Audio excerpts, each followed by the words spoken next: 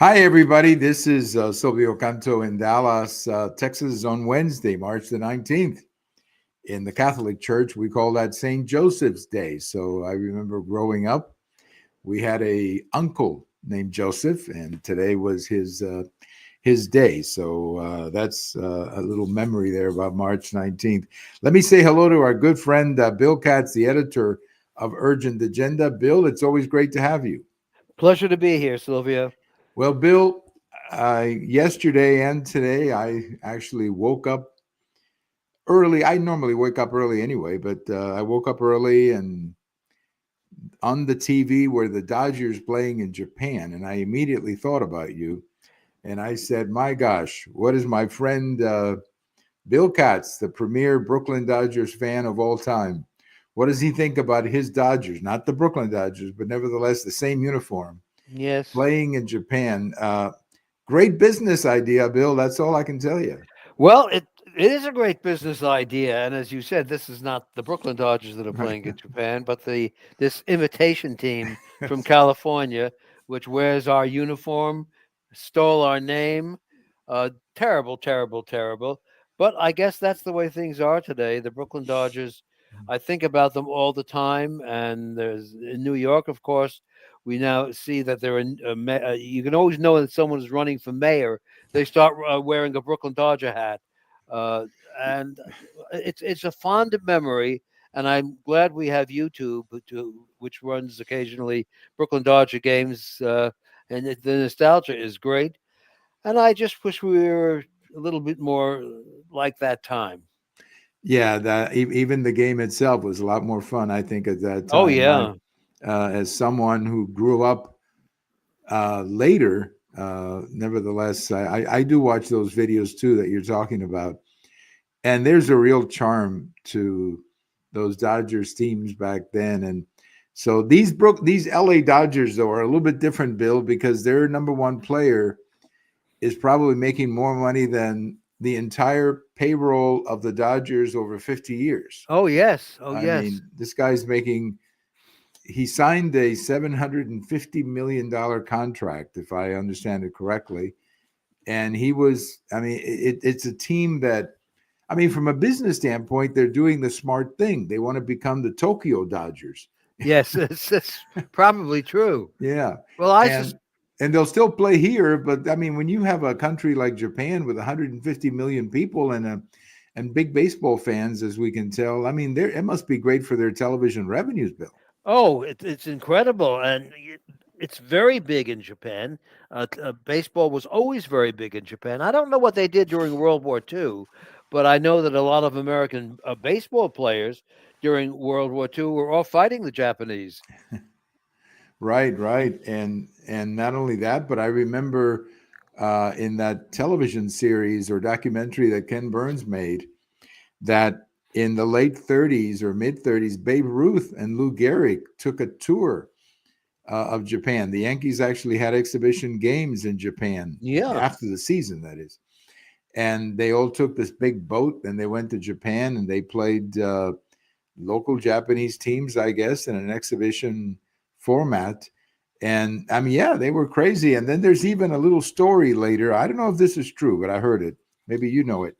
That one of the pilots, one of the Japanese pilots who attacked Pearl Harbor, was actually a young fan that was at that game. I heard that, and I don't know that story, but but it makes sense. it It makes doesn't sense if surprise you me. think Yeah. about it. Yeah, Oh, but there was a great deal of Japan American activity in the 1930s. I mean, Japan was considered a very important country and a threat, definitely a threat, but a very important country. It had taken over a good part of Asia, and we eventually had to defeat them in a war.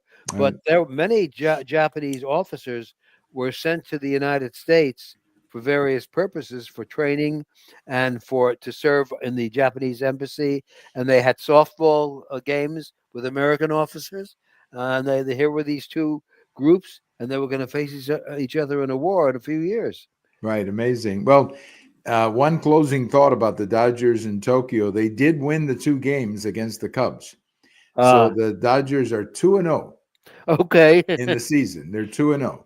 So what's interesting though, because of the time difference and all of that, this happens actually a week before the rest of the teams start playing. So for the next Yes. week, they go back to spring training. But I think it's great for the international promotion of baseball. I mean, it's absolutely fabulous. But anyway, let's go to more serious matters. And I wanted to talk about Israel because Israel yesterday started attacking again.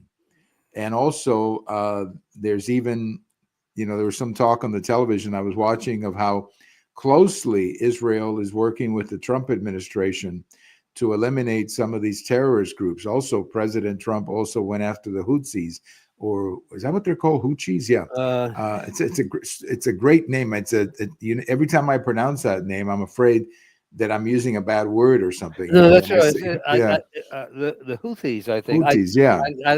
There's so many of them out there. Well, I'm glad to see, first of all, that the United States and Israel are working together, unlike the last administration, where we were supposed to be friends of Israel, but every time they did anything, we criticized them because there was such a big anti-Israel element in the Biden administration, which came from the Obama administration. They were the Obama crowd.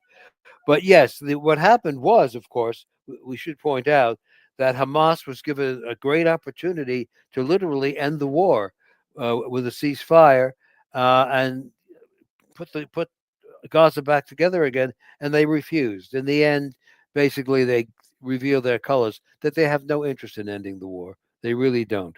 And now they're fighting to the death, which I think is going to happen. I mean, I think the Israelis and the Americans have decided they have got to be completely eliminated from Gaza, and that the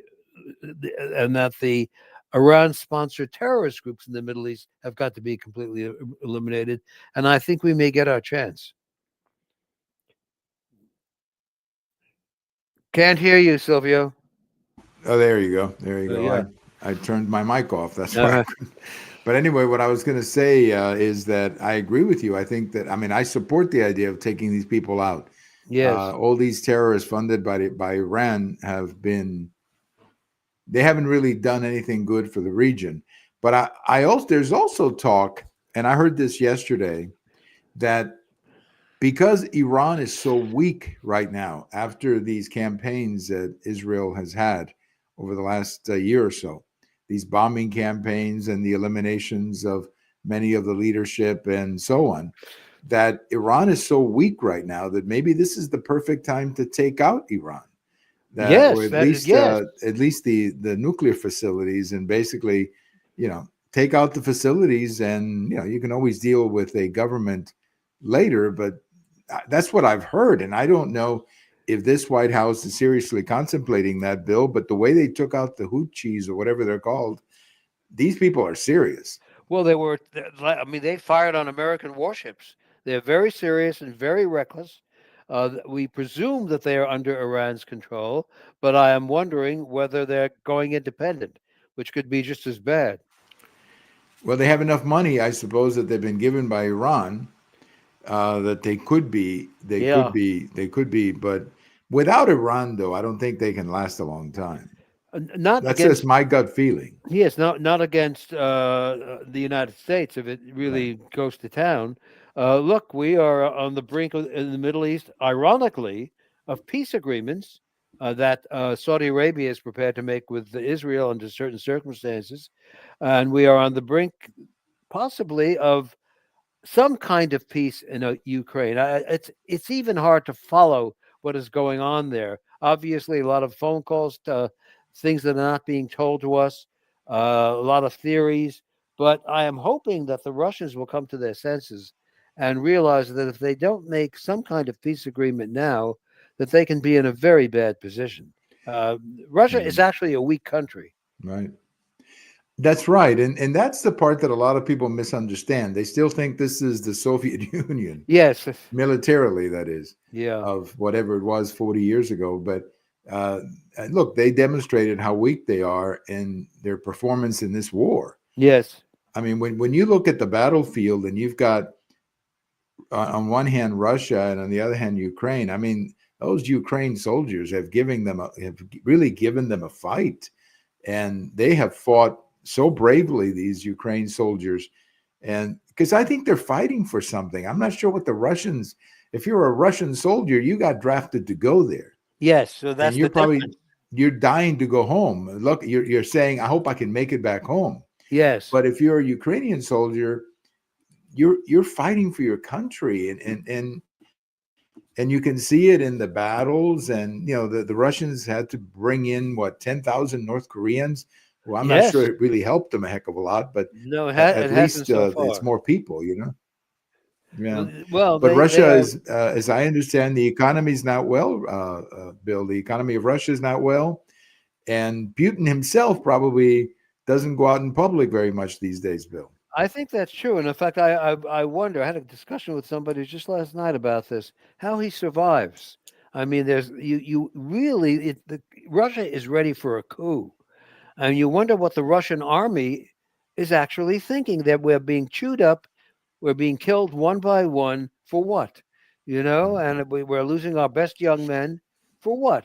For this guy? And I'm amazed he's still alive. I really am. Well, again, it could very well be that he is protected.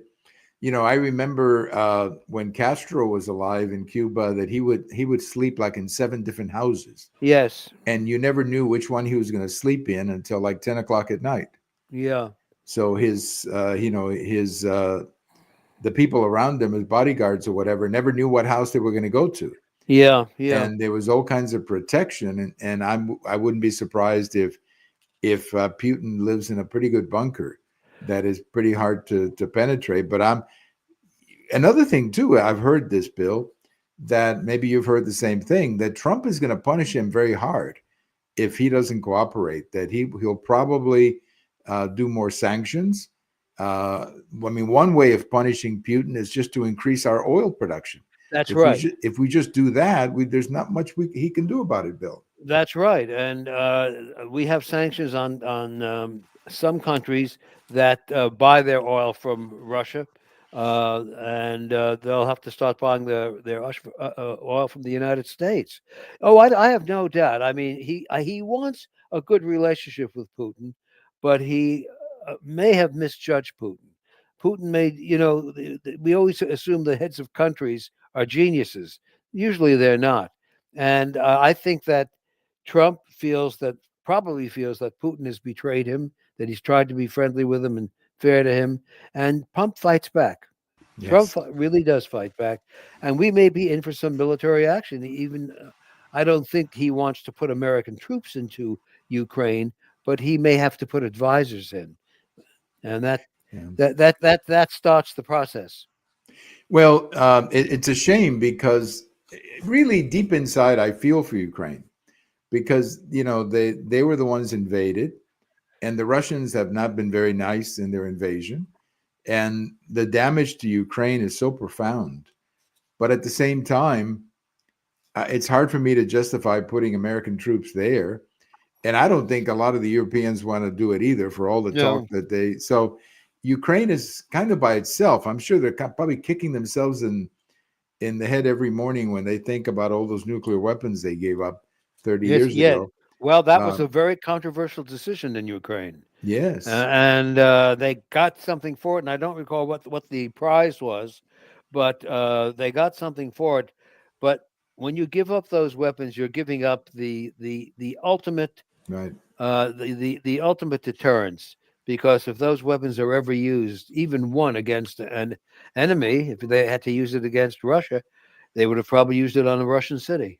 right. No, no, I agree, and I do remember all of that happening. But what I recall from that negotiation, Bill, that was 30 years ago, or maybe Clinton was president. I remember. Yes. And as I understood, the negotiation was give up your weapons and we'll protect you. Yeah. Well, that never really happened that way. So I can understand why somebody in Ukraine would feel a bit betrayed. Well, they are betrayed. Yes. Absolutely. And this is the international system is built to a degree on trust. It's cynical as can be, but if you break an agreement and it results in real damage, this is considered quite serious, and we are. But it's isn't it interesting that I think Trump, who I sometimes think is brags a little too much, but I think he is right when he says if he had been president, none of this would have ever Right. happened, and the Middle East war would have never happened. I think he's right. I think he is too, because the one thing about Putin is I think he knows that you don't double cross Trump. That's right. And I think that in at that level of international politics, that is, I think, very important for somebody like Putin, who's basically a street gangster. He knows, Yes, you don't want to mess with another gangster, that's right. and I think that that's true. But I do find it entertaining the politics back here, Bill. Where are the Democrats saying give peace a chance? Isn't that amazing? Isn't that amazing? The Democrats are completely paralyzed. Yes. If you actually look at, as I say in my essay to be Yeah, you printed wrote a later, very, by the way, you wrote a very good essay today. I recommend everybody read it. it's you look at the Democrats, they're not a political party. They don't have, ironically, any of the functions of a political party. And you cannot mention one name that would make a good party chairman or a good party leader who has any chance of becoming party leader. I Right. mean, the look at what they're doing to Schumer. Now, this is pretty obvious. They want him out. Right. They were for a number of reasons, some of which are ugly, but for a number of reasons, they don't like a Schumer. They want AOC. They really believe that. And look, it could happen. That but if the Republicans in New York will explain things halfway decency to the public, they will find out that if Schumer loses, New York will lose all of its influence in Washington. Right. There will be nothing left. I've never heard, by the way, of a leader in the Senate actually being primaried. The post people understand all you're doing is taking out your main source of Right. influence, and Schumer has enormous influence. I do remember, Bill, the majority leader when Bush was president, when George W. Bush was president in what would have been the 2002 midterm. That was the year that Bush reversed tradition and actually won seats in the I Congress. That he remember, yeah, remember he flipped the Senate. The Senate was like 50-50 or yes, something like that. And he flipped, and the majority leader was a senator from either North Dakota or South Dakota who was defeated in the elections. yes. That is the last time I remember anything like this. But actually, given the politics of New York and the fact that not that many people vote on these primaries, That's right. AOC could beat him. Yes, he could. She could rather, Yeah, and I think she could even win the election if the Republicans completely fumble, right, and which of course is they work hard to do that in New right. York. That's right. Uh, but it would be a disaster for New York State. It would lose all of its influence. It would be ultimately a disaster for the Democratic Party because their feeling is the geniuses in the party now is that they're not left wing enough. That Yes, the public is really wishing. I mean, wishing for an AOC. right. That's right. I just find it fascinating, though. You wrote that great essay today about the Democrat Party and where they are. But for me, it's fascinating having grown up at a time when Democrats were always against war and the marches against, Oh yes, whether it's Vietnam, they were even marching against the first Gulf War, if you remember. oh That was a yes. very popular one. And of course, Iraq and Afghanistan.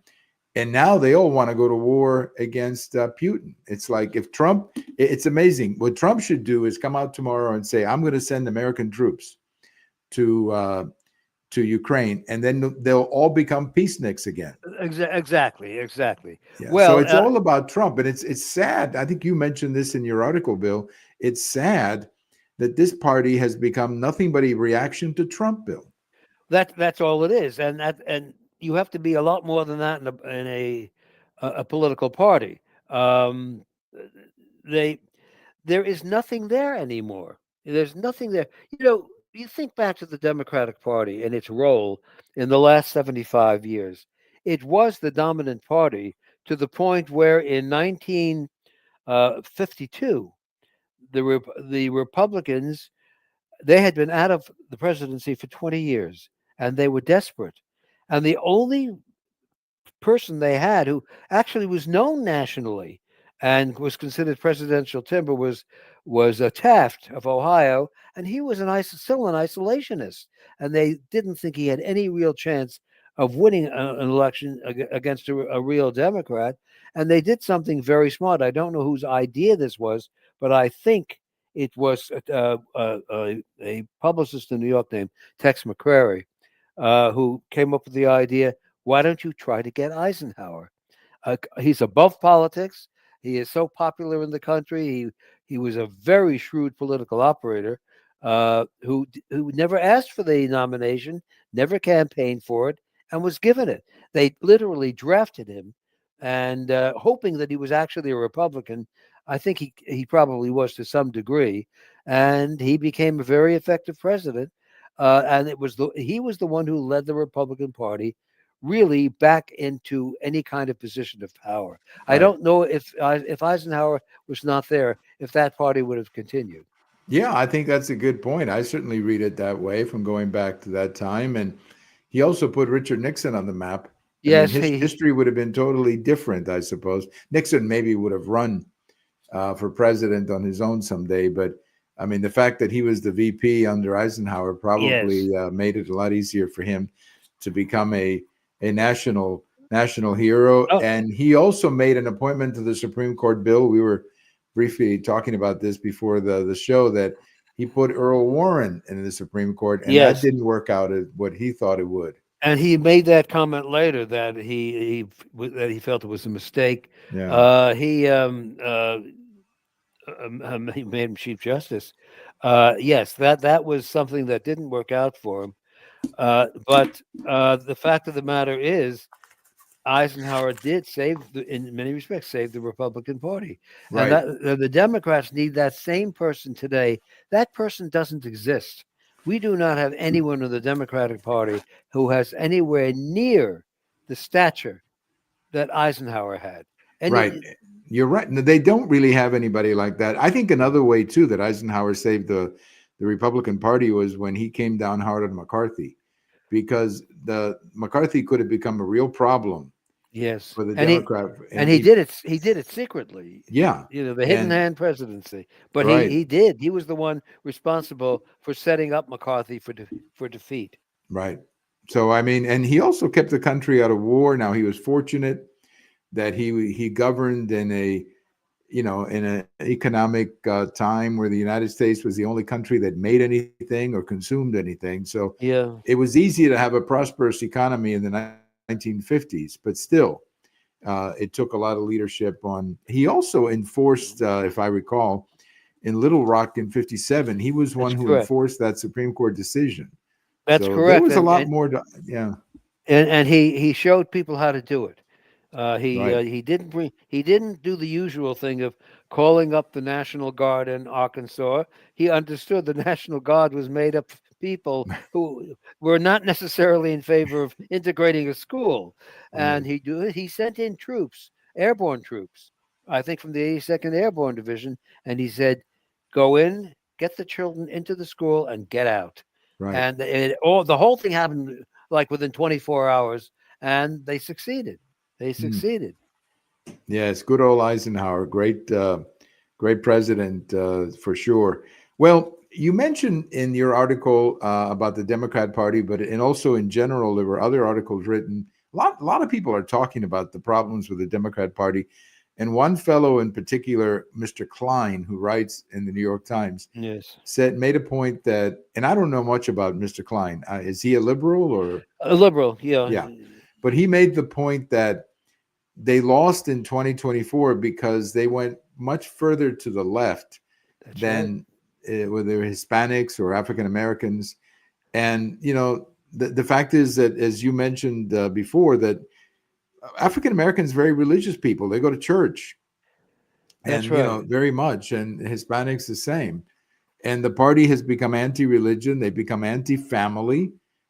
they're crazy in Yes. some of the things that they believe. Yeah. Oh well, And the people who they allow to come into the party from the political left are not only basically they're anti-American. I mean, these are people who have no great love for the United States, and yet they feel that if had the party gone further left, they would have won. They think there's some vote out there. You know, it's like Hitler thinking, where are those divisions? Where are right, those right. divisions I was supposed to have? Right. Yeah, no. I mean, they think that they're out there. They think that if they call Trump Hitler just 10,000 more times, Yes, that that's going to do it. And I think it's the exact opposite. But I guess let them think that. But when do they turn around, or do they ever turn around? I think that's the point you were making in the article, that we could be, if we're not there already, in a single party. Now, there is officially a Democrat Party, yes. but it's not functional. It doesn't do anything as a party. It's like having a building with somebody's name on it, but nothing is going on. That's right. They're stuck now playing the blame game. Who was at fault for the loss? And yet some of the people who were at fault were at fault are potential nominees in 2028. Although I don't think they'll make it. I mean, Kamala Harris is still at the top of the list, and I don't know where she is. Maybe she's in Hawaii enjoying herself, but she be now that's probably simply a matter of name recognition. Yeah. But even when the other names come up that are fairly recognizable, they don't do too well. There's no wanting of any Democrat. There's Right. no one people turn to and say he is the man for us in 2028. There's Well, you're right, Bill, because when you look at that list that came out of the preferential candidates, Barack Obama and Hillary Clinton are in single digits. yes, So they're gone too, I guess. People don't really want them back. Now, I can no. understand Hillary Clinton more than Barack Obama, but I always expected Barack Obama to have some connection to the party. But I guess he's fading too, Bill. He's fading because there's a new generation coming up. And when you say first black president, it doesn't mean that much to them anymore because the new generation, fortunately, is much less racist than older generations. And Obama, well, okay, he was in office. What did he do for us? What was the result? Uh, Obama left office in 2017 when Trump came in. Well, that's how many years? That's 8 years. That's Right. 8 year. 8 years is a long time. It really is. Well, if you're 15 now, you're all of a sudden 23, and maybe you're more realistic when you're 23 because you're actually looking for a job. That's right. And you were 15, you were still maybe more idealistic.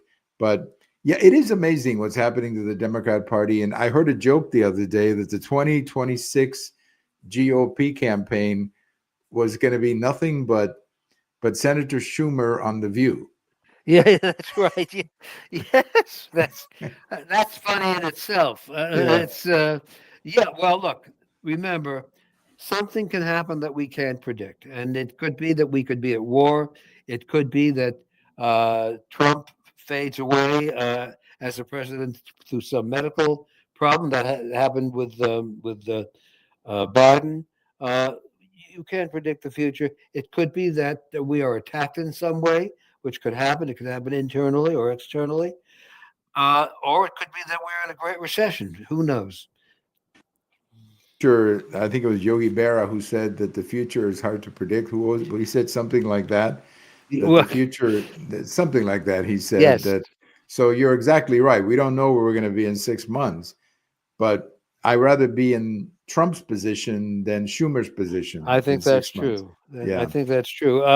It was who was it? I thought it was Yogi Berra who said that the future is hard to predict or something like that that he said, but I could be wrong. It's Maybe it something. was not. It's a Maybe it kind was of not Yogi Berra. Somebody. I always think of Yogi Berra when I think of these quotes, but well, he was a great quoteman. I mean, right, right. he was wonderful. He and Sam Goldwyn in Hollywood were the two people that press depended on for great quotes. Yes, I love the one from Yogi Berra when he said that restaurant is so full that nobody goes there. Right. something like that. Yes. The restaurant is always crowded, so nobody goes there. I Yeah. always thought that was and actually that's a very profound statement It when you think is. about it. Yes. It Yeah, I is. mean, it sounds crazy, but it's actually very true. I mean, how many times that's happened to me many times. We're saying, "Hey, let's go out to eat here." No, it's too crowded. Let's go somewhere else.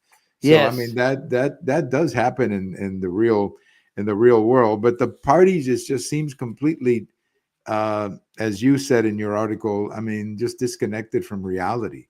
It's like reality is Exactly. over here, and the Democrats are over here. They seem to be. I don't know. Maybe they still think this is 1967, and they're getting ready to, I don't know, maybe whatever they did in 1967, I don't know, but that's what they Well, seem to be. that's the point. The people who have destroyed the party think they are the ones who are the realists, That's right. and no matter how many times they lose. I know, it is truly amazing. Well, I've got one more topic I wanted to bring up with you today, Bill. Maybe the most controversial topic of the moment, and that is these district judges who apparently think that Article 2 of the Constitution says the power of the presidency is vested in the president as long as we agree with him. Well, Uh, that's it- the outrage. I mean, it yeah, really is. And many of the people who comment on this on television, I'm sorry to say, I don't think have ever read the Constitution. They're constantly leaving things out when they describe what's in there. I think they're leaving it out because somebody tells them to leave it out. But I mean, I remember somebody last week saying we have freedom of assembly in America. Well, actually, we don't. We have the right of the people to peaceably assemble. I mean, she left out the most critical word, possibly in the Constitution, the word peaceably. I don't know how she did it, but she did it. And you get all these misquotes of the Constitution and or the misuse of the term free speech. Uh, uh, free speech is not absolute. You know, it never has been absolute. But they think anything is free speech as long as their side does it. right.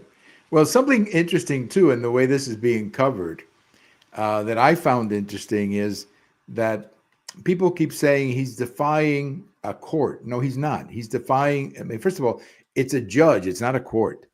It's a district judge.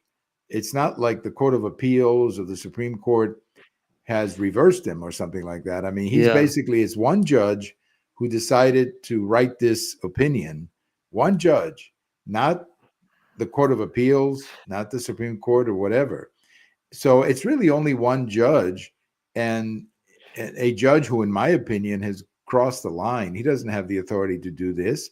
And it leads to all kinds of conversation about how we fix the problem. Now, I'm not personally a big fan of impeaching judges and all of that No. because that gets very political and very ugly very fast.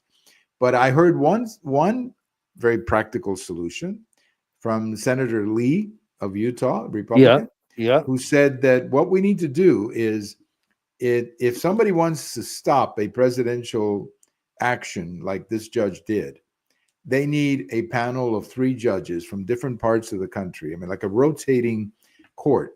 Hmm. That that's where you would have to take your plea to, and then Yes. if that panel of 3 judges, not necessarily of the district, not a judge that you were shopping for, but a panel you don't know who the judges are, basically. Then if they were to issue the injunction, then that takes on a different light. But Yes. what these people do, and Bill, we lived through this in Texas for several years. Every time Governor Abbott would sign a law related to the border or related to sanctuary cities or whatever, the Democrats, the minority party, would run to their favorite judge in San Antonio. That's right. That's Same right. guy, same Yes. guy. And he would write the opinion, he issued the injunction, stop the process, and then 2 months later, the Court of Appeals would say, no, it's okay. The law can go into effect. And we've seen this so many times that it just seems to me that it makes a mockery out of justice or out of the It judiciary. well, it's called lawfare. When you don't have any real power because the people have turned against you, turn to turn to lawfare. I mean, try to get a court decision. And unfortunately, we're in that era. I think it's a very dangerous era to be in. The judiciary can be just as dictatorial as any other branch of government. And I think that when you involve the judiciary in politics, it always winds up badly for the country.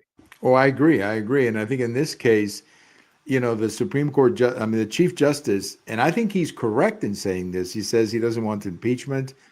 And he's also correct when he has publicly said before that he doesn't want to talk about Democrat judges or Republican judges. I actually agree with that. Yeah. I agree with his intentions, but it's kind of up to him at this point. He's going to have to come down hard on these the district judges and say, stick to your district. Yes, I yes. mean, stick to your district. Well, I I don't. think that's coming up. There's going to be some kind of clash in the next 60 days or so between between Trump and either the Supreme Court or the judiciary generally, but it's going to be ugly. And Yes. Trump may not come out too well. It's uh, the Supreme Court can, on occasion, get very political. The old expression that the Supreme Court reads the election returns. Now, if they read the election terms returns correctly, they will know that it is Trump who is the popular figure and the impressive figure. I don't know what they can think about the other side, but they would have to try in some way to reconcile their views with Trump's if there is a dispute, Yeah. because the election returns are very clear. And also, I think what makes it more difficult for the court here is the topic that we're talking about. We're talking about deporting people. I mean, this is not like a case where there's a 50-50 position in the country, This No, is a this is case where we're deporting some pretty bad people. Let's just yes, call it what it is. and it's another one of those 80-20 issues. Yes. So I mean, what like apparently this district judge wants to have these people have a hearing. Okay, I'd love to go to the hearing. Yes, I yeah, mean, I would just love to watch this hearing. First of all, I guess some Democrat judge is going to represent him, or lawyer will represent him. So that's a little extra money because the state is going to have to end up paying it. But I would love to see the hearing. What are you doing here? Well, we were messing around in some apartments in Colorado. Oh, okay. How did you get in the country? Well, we walked in. I mean, yes.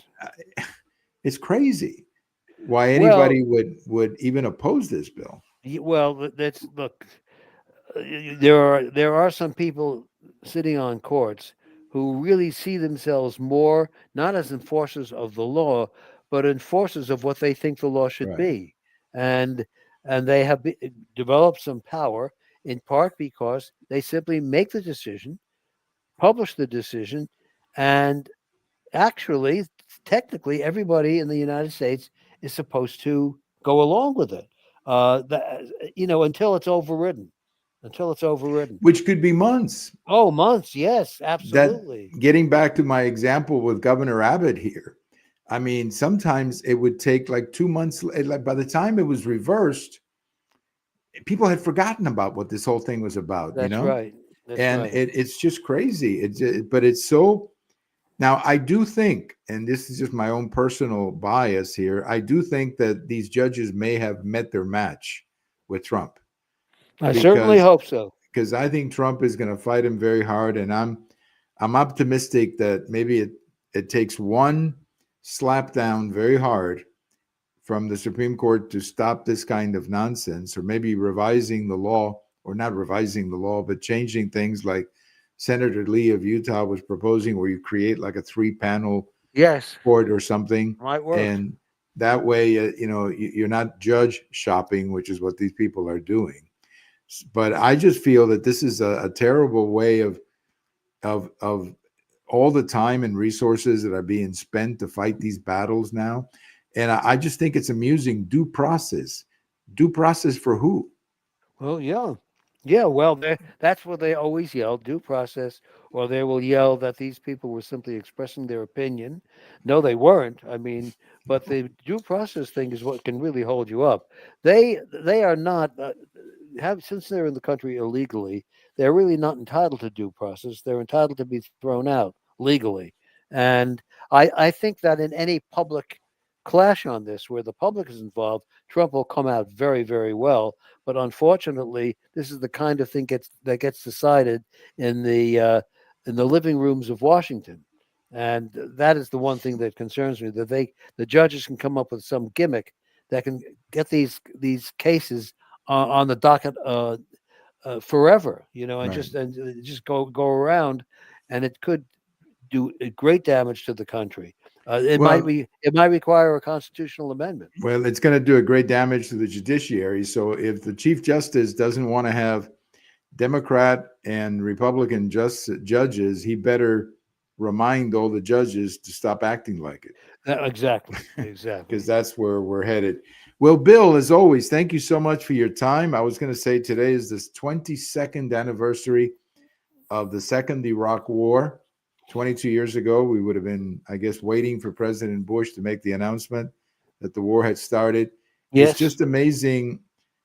22 years later, and everybody forgot about it. Nobody's talking about that No, war but nobody anymore. mentions it. No, Right. and And except that I think it was a mistake, you know, and that seems to be the prevailing opinion in some circles.